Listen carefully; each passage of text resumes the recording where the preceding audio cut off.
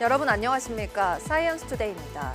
달이 지구 그림자 속으로 완전히 들어가 붉은 빛을 띠는 개기월식이 3년 만에 관측됐습니다. 이 특별한 천문 현상을 보기 위해 이른 새벽에 잠을 줄이고 관찰하신 분들도 있으실 텐데요. 잠시 일상의 분주함에서 벗어나 신비로운 붉은 달이 전하는 우주의 낭만을 느껴보는 것도 좋을 것 같습니다.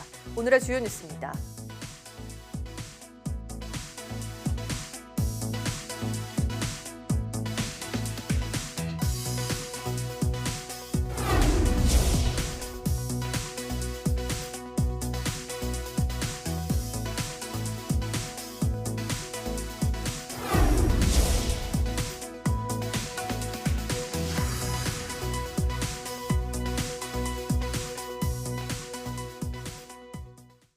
가뭄으로 인한 재난사태 10일째를 맞은 강원도 강릉.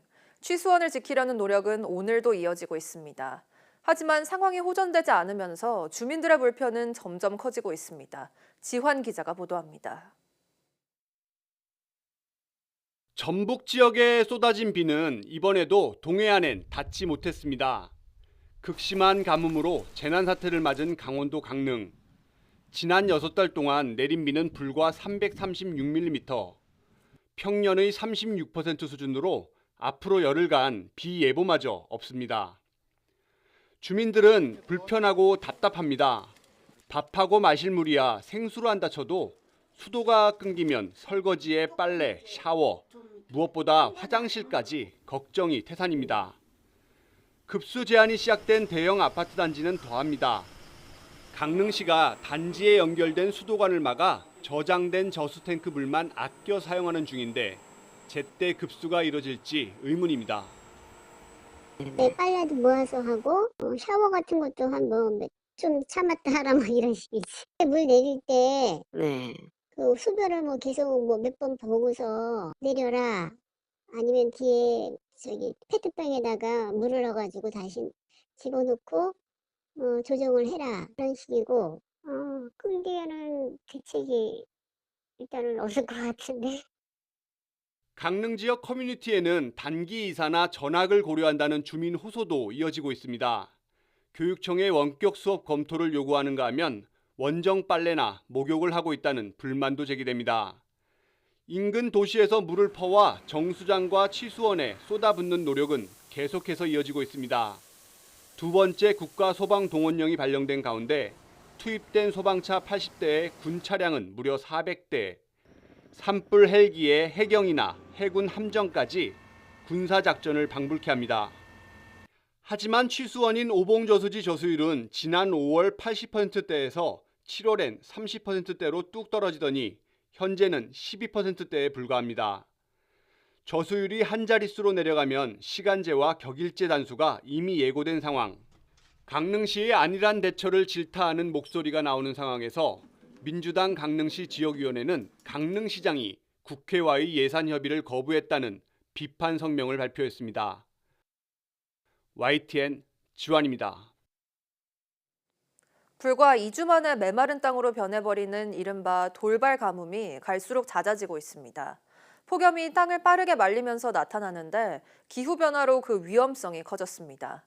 극한 가뭄을 겪고 있는 강릉 역시 이런 현상으로 더욱 땅이 메말랐습니다. 김민경 기자의 보도입니다. 보통 가뭄은 오랜 기간 비가 부족해 수개월에서 길게는 몇 년에 걸쳐 서서히 발생합니다. 하지만 돌발 가뭄, 이른바 급성 가뭄은 불과 2주 만에 땅을 바싹 메마르게 합니다. 폭염이 주요 원인으로 뜨거운 열기가 땅을 빠르게 말려 단기간에 가뭄을 불러오는 겁니다. 2018년 여름, 한 달 가까이 이어진 기록적 폭염 속에 전국적으로 돌발 가뭄이 발생한 사례가 대표적입니다. 간간히 소나기가 있었지만 한 달이 채 지나기도 전에 땅이 완전히 말라버렸습니다. 이 같은 돌발 가뭄은 최근 40년 동안 꾸준히 증가했습니다. 온난화로 폭염이 강해진 데다 강수가 특정 지역에 집중돼 비껴간 지역은 폭염과 맞물려 급격히 마르는 겁니다. 이번 강릉의 극심한 가뭄 역시 호우 부족과 폭염이 맞물린 결과입니다. 여름철 폭염이 굉장히 강해지거든요. 또 하나 봐야 될 게 이제 지구온난화의 영향으로 저희가 지금 판단하고 있는 게 그 강수입니다. 강수가 굉장히 좁은 영역에서 집중호우 형태로 짧은 기간에 내리거든요. 전 세계적으로도 같은 추세. 돌발 가뭄은 우리나라뿐 아니라 동아시아에서도 뚜렷하게 증가했습니다. 문제는 이 같은 돌발 가뭄은 예측이 쉽지 않다는 점입니다.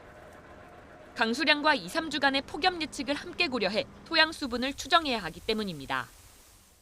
기후 전문가들은 앞으로 돌발 가뭄이 더 자주, 빠르게 찾아올 거라고 경고합니다. 돌발 가뭄이 본격적으로 많아진 지가 지금 한 10년, 20년 정도 됐습니다. 기후변화 예측 시나리오에서도 이런 돌발 가뭄이 계속 강해질 거라고 이제 예측을 하고 있어요.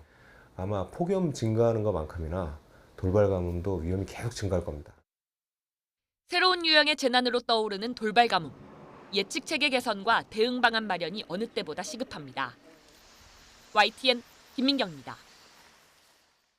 3년 만에 나타난 개기월식 현상으로 세계 각지에서 붉은 달이 떠올랐습니다. 우리 시간 오늘 새벽 0시 26분부터 시작된 개기월식에 따라 달은 시간이 갈수록 지구 그림자 속으로 서서히 들어서며 점차 짙은 붉은 빛으로 빛났습니다. 개기월식은 지구와 달, 태양이 일렬로 정렬될 때 생기는 현상입니다.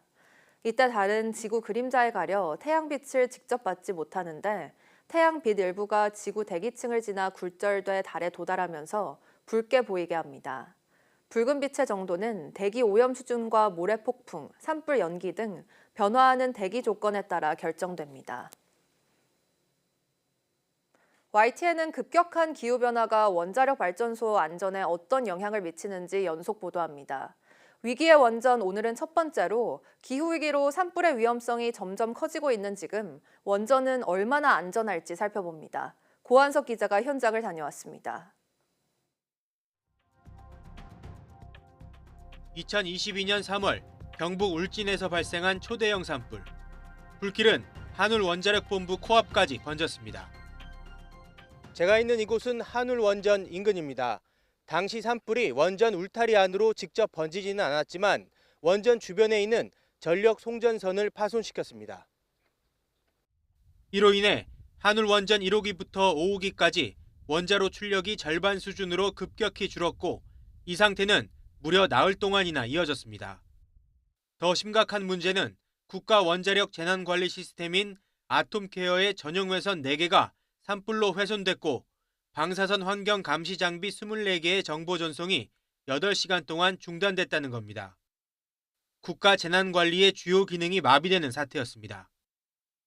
그때 당시에 이제 그 한쪽 라인이 좀 통신 장애가 있었던 거였고요. 그러다 보니까 외부로 나가는 거는 좀 문제가 있었다고 하지만 내부에서 보는 거는 원전 내부에서 보는 거는 전혀 이제 이상이 없는 그런 상황이기 때문에 만약에 통신이 안 되더라도 저희들은 갖고 있는 어떤 그 비상통신망들이 있습니다. 기후위기로 겨울철 기온이 높아지고 가뭄이 심해지면서 봄철 산불은 더욱 잦아지고 있습니다. 올해 의성 산불처럼 불길이 강풍을 타고 순식간에 번지면서 산불은 대형화하고 있습니다. 원전 주변 방화선과 불에 견디는 내화 설계만으로는 안심할 수 없는 상황입니다. 핵발전소 사고는 늘 그 안에서 방사능이 유출이 되느냐 마느냐를 떠나서 사실 그 안으로 들어오는 전력의 공급 혹은 거기서 나가는 전력의 송전망 자체에도 문제가 생겼을 때 핵발전소는 여전히 문제를 또다시 발생시킬 수 있거든요. 대형 산불 이외에도 해수면 온도 상승, 극한호우, 태풍과 홍수 등 기후위기로 인한 재난적 기상 상황은 원전의 안전을 위협합니다. 원전 사고는 돌이킬 수 없는 재앙을 불러올 수 있는 만큼 장기적이고 체계적인 대응이 필요하다는 지적이 나옵니다. YTN 고한석입니다. 지난 정부에서 폐지됐던 1억 원 미만의 풀뿌리 기초연구가 내년도 정부 연구개발 예산에서 부활했습니다. 하지만 1억 원 미만이라는 명칭에 무색하게 평균 단가가 5천만 원대에 그쳐 연구 현장의 현실을 반영하지 못한다는 비판이 나오고 있습니다. 이성규 기자입니다. 정부가 기초연구 생태계 회복을 위해 내년도 연구개발 예산안에서 1억 원 미만의 풀뿌리 기초연구를 복원했습니다. 모두 2,000개 과제, 1,150억 원 규모입니다. 풀뿌리 신규 과제가 폐지되기 이전인 2023년 1,435개 과제, 508억 원과 비교하면 과제 수로는 약 40%, 금액으로 2배 이상 늘었습니다. 그 금액이나 어떤 개수도 기본 연구 사업 같은 경우는 2,000개로 확대해서 다수의 연구자들을 폭넓게 저희가 지원할 수 있도록 그렇게 할 계획입니다. 과학계는 이 같은 풀뿌리 기본 연구 부활을 환영하고 있습니다. 하지만 자세히 내용을 들여다보면 미흡하다는 지적이 나옵니다. 1억 원 미만 기본 과제의 평균 단가는 5,750만 원으로 1억 원의 절반 수준에 그칩니다. 실험이 잦은 연구나 연구원 인건비 등을 고려하면 턱없이 부족해 연구 현실을 고려하지 않았다는 지적이 나옵니다. 정부가 실제 연구 성과를 위한 지원보다 과제 수를 늘리기에만 급급했다는 비판이 나오는 이유입니다. 대학원생들, 학부생들 혹시라도 필요하면은 그 연구비, 연구 조원으로서 인건비가 필요한데 그런 사람이 뭐 한 2명, 3명 필요할 것이고요. 실험에 필요한 여러 가지 재료비나 뭐 실험실 관리부터 해서 장비 구입비 소액이라도 여러 가지가 있을 건데. 내년도 정부 연구개발 과제 공고가 나오기까지는 아직 2달여의 시간이 남았습니다. 정부 예산이 생색내기나 나눠먹기식 지원이 되지 않으려면 남은 기간 연구 과제를 현실적이고 정교하게 가다듬을 필요가 있다는 지적입니다. YTN 사이언스 이성규입니다. 공장 굴뚝에서 나오는 열기와 자동차 배기구의 열, 심지어 몸에서 나는 체열까지 전기로 바꿀 수 있는 기술이 개발됐습니다. 포스텍 화학공학과 손재성 교수, 한국전기연구원 류병기 박사 공동연구팀은 3차원 구조와 열 경계 조건을 동시에 고려한 열전 소자를 개발했다고 밝혔습니다. 열을 전기로 바꾸고 전기를 다시 열로 바꾸는 열전 효과는 자동차 폐열 회수나 우주 탐사선 전력 공급 등에 활용되고 있지만 다양한 3차원 구조의 소자를 최적화하는 데는 한계가 있었습니다. 이에 연구팀은 8가지 실제 환경을 정리하고 구조 변화에 따른 전기 저항과 열 전도율을 반영하는 새로운 설계 지표인 G인자를 도입했습니다. 이를 통해 기존 구조보다 출력은 최대 422%, 효율은 최대 466% 향상되고 사용 재료는 최대 67% 줄었다고 설명했습니다.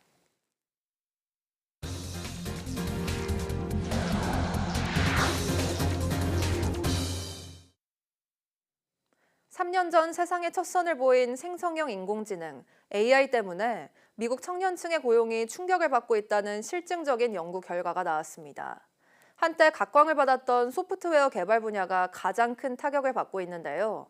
장기적으로 이런 흐름이 계속 이어질진 예측하기 쉽지 않은 상황입니다. 보도에 유투건 기자입니다.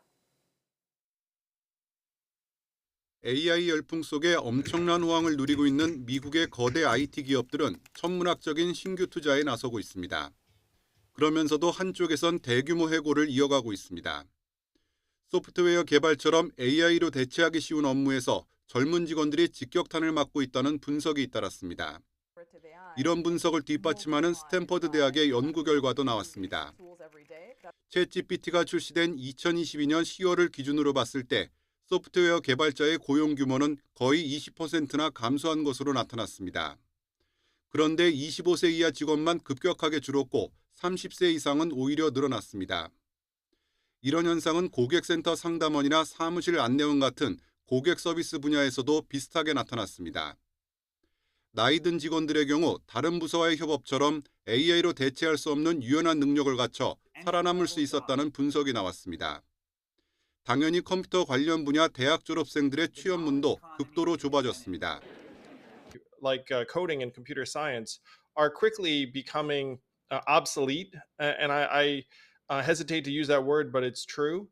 이런 상황은 기업들에도 큰 고민거리가 될 수 있습니다. 당장 AI로 대체하는 데 급급하다 보면 새로운 전문가를 키워내기 어려울 수 있습니다. 이런 추세가 계속 이어질지도 불투명합니다. AI의 고도화나 나이에 따른 학습 능력 차이 등을 고려하면 장기적으로는 숙련도가 높은 경력자들이 더 큰 타격을 받을 것이란 전망도 나옵니다. Compared to previous technology changes, I'm a little bit more worried about the labor impact simply because it's happening so fast that yes, people will adapt, but they may not adapt fast enough. 누구도 방향을 예측하기 어려운 가운데 AI 혁명에 따른 고용시장의 급격한 변화는 피할 수 없는 현실로 다가오고 있습니다. YTN 유튜원입니다. 경찰이 인공지능을 이용해 짧은 시간 안에 실종자를 찾아낸 사례가 나왔습니다. 경기 안양 동안경찰서는 지난 6월 24일 지인이 자살을 암시하는 문자를 보낸 뒤 휴대전화를 꺼버렸다는 내용의 신고를 2차례 받고 실종자 추적에 나섰습니다. 경찰이 시범 운영하던 AI 동선 추적 시스템에 실종자 A씨의 옷차림과 거주지 주변 위치를 입력하자 CCTV 동선 추적을 통해 신고 접수 3시간 만에 A씨를 찾는 데 성공했습니다. 이번 사례는 AI 동선 추적 시스템을 이용해 실종자를 찾아낸 전국 첫 사례로 알려졌습니다. 서울시나 산하기관이 운영하는 테니스장 등을 예약하는데 매크로를 동원한 사례가 대거 적발됐습니다. 서울시는 공공서비스 예약 시스템에 매크로 예약 차단 해결책을 도입한 결과 한 달 만에 13만 건에 달하는 부정 접속을 차단했다고 밝혔습니다. 보라매 공원 테니스장 등 인기 있는 일부 체육시설은 예약 때마다 매크로 프로그램이 동원돼 시민 불평과 민원이 이어진 데 따른 조치입니다. 시는 매크로 기술이 계속 진화하는 점을 고려해 신종 유형에 대한 탐지 기능을 보완하는 등 해결책을 계속 업데이트하고 점검 체계를 강화할 방침입니다. 우리나라에서 소아청소년 우울증 환자가 급증하고 있는 것으로 나타났습니다. 특히 아이들의 경우 우울증 증상이 사춘기 행동과 크게 구분되지 않아서 이상 신호를 놓치기 쉽다고 합니다. 이문석 기자입니다. 우리 아이들 정신건강에 빨간불이 켜졌습니다. 소아청소년 우울증 환자가 최근 5년간 70% 넘게 늘어난 겁니다. 건강보험 심사평가원 자료를 보면 2020년 소아청소년 우울증 환자는 4만 9천여 명이었습니다. 하지만 지난해엔 8만 6천여 명으로 5년 사이 72% 넘게 급증했습니다. 같은 기간 국민 전체 우울증 환자가 32% 는 것과 비교하면 증가폭이 2배가 넘습니다. 심각한 문제는 소아청소년 우울증이 극단적 행위와 연결되고 있다는 점입니다. 지난 5년간 초중고생 자살자 수를 보면 2020년 10만 명당 2.77명에서 지난해 4.3명으로 증가했습니다. 소아청소년 우울증이나 자살도 성인과 비슷하게 의욕 저하나 대인관계 축소, 불면증 같은 경고 증상을 동반합니다. 다만 짜증이 늘고 혼자 있으려 하는 등 사춘기 행태와 비슷하다 보니 보호자가 위험 신호를 놓치기 쉽습니다. 좀 우울증 신호나 사춘기 신호랑 많이 비슷해요. 예를 들어서 짜증을 낸다든지 좀 표정이 어두워졌다든지 먹는 거나 자는 거나 이런 습관이 좀 변했다든지. 전문가들은 소아청소년 우울증 연령대가 갈수록 낮아지고 있다며 가정과 학교에서 아이들이 심리적 어려움을 인식하고 도움을 청할 수 있는 환경을 만들어야 한다고 강조했습니다. YTN 이문석입니다. 정부와 여당이 지역의사와 공공의사를 키워 10년간 의무복무하게 하는 법안을 이번 정기국회에서 처리하기로 했습니다. 고질병인 지역, 필수, 공공의료 사각지대 해결을 위한 건데 당장 의료계가 반발하고 나서 의정 갈등 재점화 가능성이 제기됩니다. 권민석 기자의 보도입니다. 수련 현장을 떠났던 전공의들이 지난 1일 대거 병원으로 돌아왔지만 비수도권 모집률은 50%를 턱걸이해 수도권과 온도차를 보였습니다. 이 같은 지역 필수 의료 공백을 해소하기 위해 정부와 여당, 대통령실이 입법 속도전에 나섰습니다. 보건복지 분야 첫 당정대 협의를 통해 필수 의료 특별법과 지역의사 양성법을 이번 정기국회 안에 처리하기로 했습니다.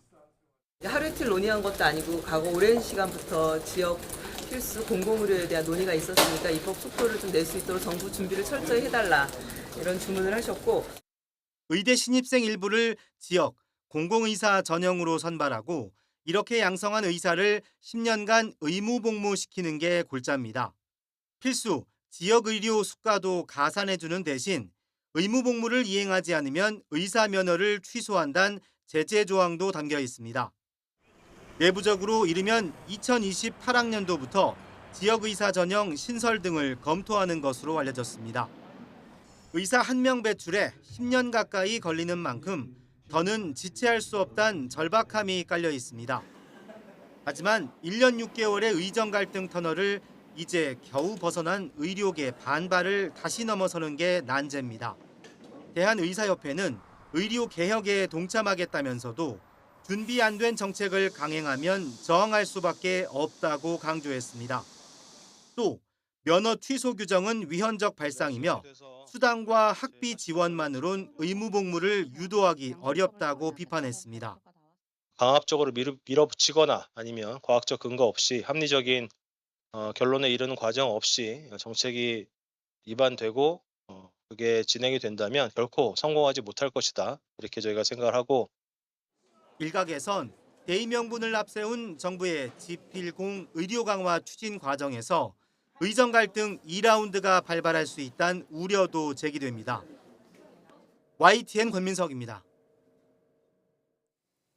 올해 의원급 의료기관을 개원한 일반의 10명 중 8명은 피부과를 진료하겠다고 신고한 것으로 드러났습니다. 더불어민주당 전진숙 의원이 건강보험심사평가원에서 받은 자료를 보면 지난 7월까지 일반의가 신규 개설한 의원급 의료기관은 176곳 중 83%가 진료 과목 가운데 피부과를 넣었습니다. 일반의는 전공의 과정을 거치지 않은 의사를 말하며 의원 개원 시 신고하는 진료 과목에는 개수 제한이 없습니다. 피부과 다음으로는 성형외과가 49곳으로 많았고 가정의학과 42곳, 내과 33곳, 정형외과 30곳 순서였습니다. 대통령실이 미국 이민당국에 구금된 우리 근로자들의 석방 교섭이 마무리됐다고 밝혔습니다. 미국 내 행정 절차가 남아있는데 정부는 이들의 안전한 귀환을 위해 전세기를 보낼 계획입니다. 이종원 기자입니다. 강훈식 대통령 비서실장은 휴일 오후 열린 고위 당정협의회 모두 발언에서 구금된 근로자들의 석방 교섭 사실을 공개했습니다. 미국 조지아주에 있는 현대차그룹과 LG에너지솔루션의 합작 배터리 공장 건설 현장에서 일하던 우리 국민 300여 명이 체포됐다는 보도가 나온 지 이틀 만입니다. 전세기를 보내 우리 국민을 귀국시키겠다는 계획도 공개했습니다. 구금되어 있는 근로자들의 석방 교섭이 마무리되었습니다. 다만 행정 절차만 남아있고 이 행정 절차가 마무리되는 대로 전세기가 우리 국민 여러분을 모시러 출발합니다. 구금된 국민이 안전하게 돌아올 때까지 긴장의 끈을 놓지 않고 책임 있게 대응하겠다며 유사 사례 방지를 위한 대책도 마련하고 있다고 강조했습니다. 정부는 우선 대미 프로젝트 관련 출장자의 비자 체계 점검과 개선 방안 추진을 거론했습니다. 사안이 조속하게 해결되어도 그 이후에 유사 사례가 재발하지 않도록 근본적인 대책을 당정대와 함께 마련하도록 최선을 다하도록 하겠습니다. 다만 미국 내 행정 절차가 언제 마무리될지 예단은 어려운 상태로 외교부는 영사 면담 등을 통해 구금시설 내 불편사항 등을 면밀하게 파악하고 있다고 설명했습니다. 사태는 수습 국면에 들어선 모양새지만 정치권에선 원인과 책임을 놓고 공방이 과열되는 양상입니다. 당장 국민의힘은 외교적 참사이자 국민적 굴욕으로 규정하고 이재명 대통령이 직접 설명해야 한다고 촉구했습니다. 미국이 대한민국을 향해서 가장 강력한 형태로 표현한 외교적 불만입니다. 대통령은 분명한 설명을 해야 할 것입니다. 더불어민주당은 사태 해결이 우선이라며 교섭 마무리 사실이 알려지기 전까진 공식 논평을 자제하는 모습을 보였습니다. 다만 민주당 의원 모임은 미국의 저의가 뭔지 묻지 않을 수 없다며 사증 발급 절차 개선을 미국 측에 요구해야 한다고 제안했습니다. YTN 이정원입니다.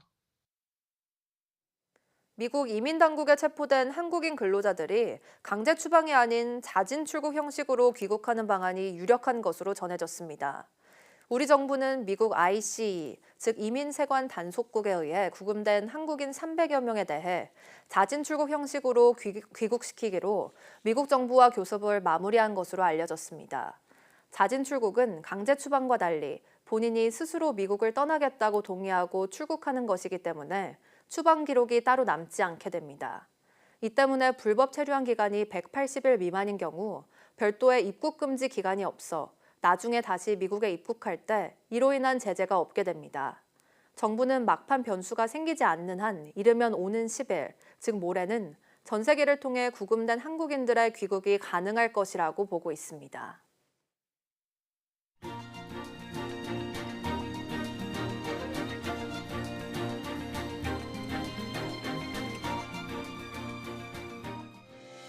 (9월 8일) 오전 사이언스 투데이 마칩니다.